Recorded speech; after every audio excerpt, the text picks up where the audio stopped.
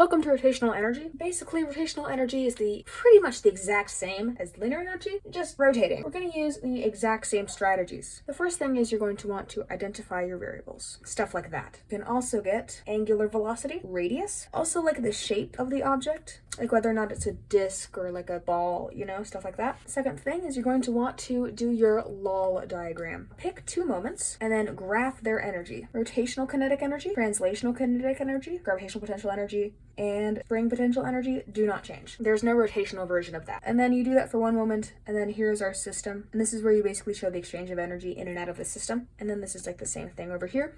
And you'll draw your little bar graph to see how it changes. And then from that, you can make your custom energy equation using the knowledge that the sum of all energy of moment 1 is equal to the sum of all energy of moment 2. And you pick these two moments, moment 1 and moment 2. And you pick moments that either have variables that you want, you know stuff about it, or there's something that you want to know. Like for example, if this is the top of a roller coaster and this is the bottom, you know the height and you know that it starts from rest and you know the mass. But here you want the speed at the bottom. So here's what you know, here's what you want. And those are your two moments. You don't care about the middle, you don't know anything about it, and you also don't care.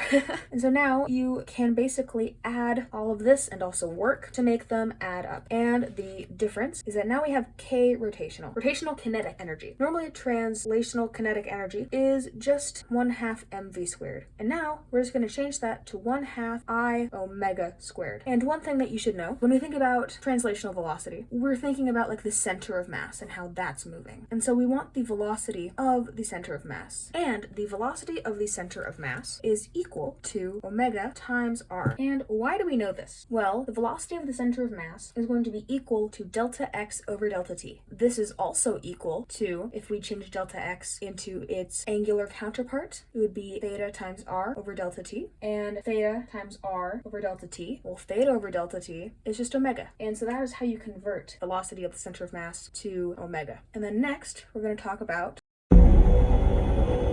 it's gonna say rolling without slipping. This just means that there is going to be no little translational like slides, and you're gonna use the same process when it's rolling, except now you're gonna have both K-trans and K-rot because you have both translational and rotational movement. These are the equations that you can use, and of course any others that you think of are good, and that's pretty much it. Thanks.